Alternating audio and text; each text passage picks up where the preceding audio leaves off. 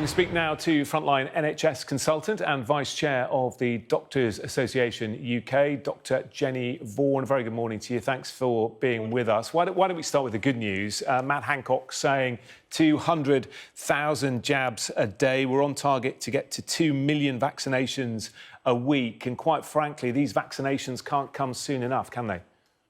I agree. The priority now obviously has to be vaccination, and I was pleased that after a lot of lobbying, the government has agreed that there should be a top priority for NHS staff at the end of last week. However, we cannot vaccinate ourselves out of this crisis at the moment. Hospitals are full. We heard Chris Whitty this morning talking about the fact that there will be avoidable deaths if the public don't stay at home. And obviously that needs to be facilitated, because I don't think enough support has been given to the public to stay at home, which is why they're going out. But our hospitals are being overwhelmed at the moment, and we're in the position where many hospitals are having to, they've cancelled elective surgery, but they're now having to look at how they sort out what they do with their cancer patients. Although they're able to deliver on cancer work, some cancer patients are being treated, having to be treated in different settings. And you have to think, if you're watching this, you're basically one road accident away of coming into hospital. If you're otherwise, if you have a car accident, you face the risk at the moment of being rerouted to a different hospital. Many hospitals in London and the South East are all, 2/3 full of COVID patients. And so that means that anyone coming with a different complaint could either go elsewhere, and we face the fact that we may not be able to offer what we would normally be able to safely offer in this circumstance. Yeah, the Mayor of London has said in the last day or so that London hospitals face being overwhelmed within the next 2 weeks, but you've just said that they are already overwhelmed. Well, some hospitals are full and they're having to redirect. And what the NHS does best is actually redirect when it has contingency plans. So at the moment, what hospitals are doing is that they are converting beds so that they've got more critical care capacity. So whereas you used to have 1 floor of critical care beds, they're now going up to 3 floors. And they're using the hospital in ways that we've never used them before. So theatres, all the different spaces that we'd use for different things are being converted to treat COVID patients. So yes, some hospitals are full. Many hospitals are at 90% capacity, near 100% capacity. Patients are being airlifted to beds that are needed. The system is just about coping, but in the next 2 to 3 weeks, as warned by Chris Whitty, there may be avoidable deaths if the public don't adhere to stay at home. And I also want to just say something for the healthcare workers at the moment. They are under such strain. They are scared, they are fearful, and their jobs at the moment are almost unbearable, but they are stepping up and doing the best they can. We think they should be more protected.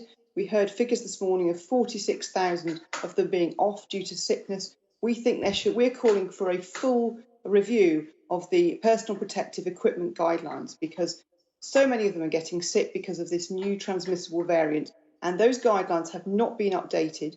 And one of the first jobs of the government is to keep healthcare workers safe, not only through vaccination, but also the personal protective equipment that it issues them with.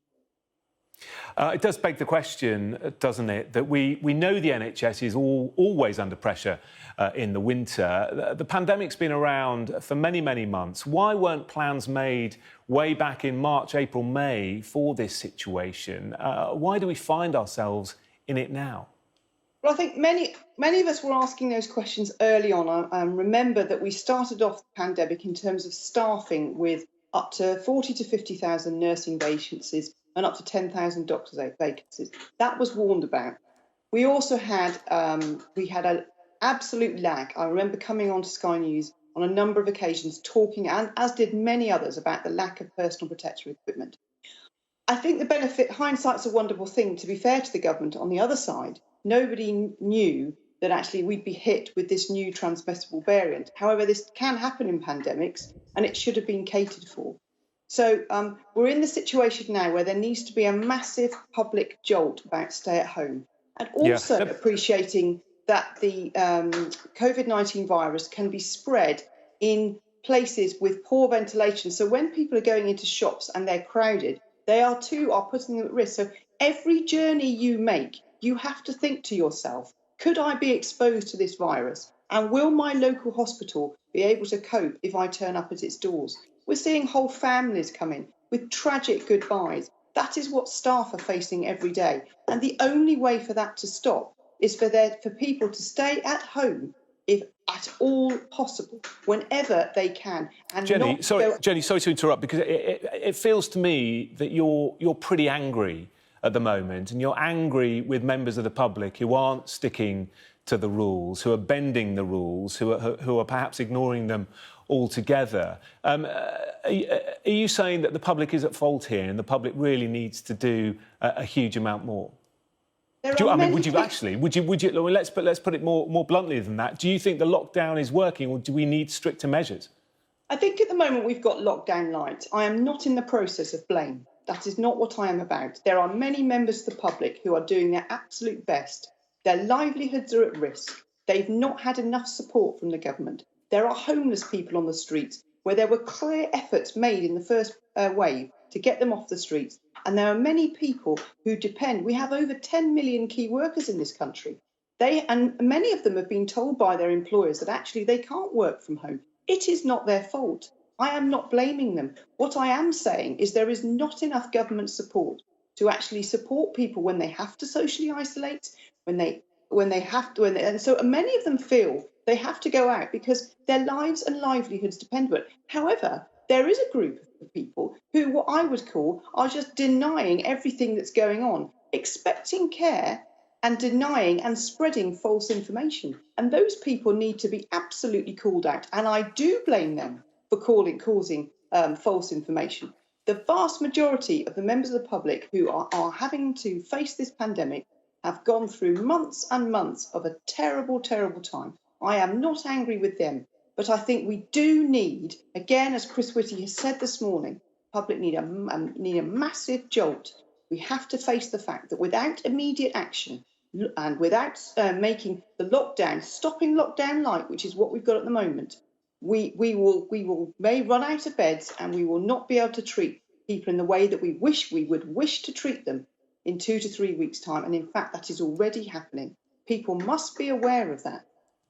But there's another public health message as well. Please, I know I've given messages about hospitals being full, but I would also like to encourage anyone, even though you've heard what I've said today, please, if you have an urgent condition, you must attend hospital. We are there for you. We do not want, there is a terrible burden which many people are not talking about here, about all the people who have other illnesses that the NHS also treats at this time of year.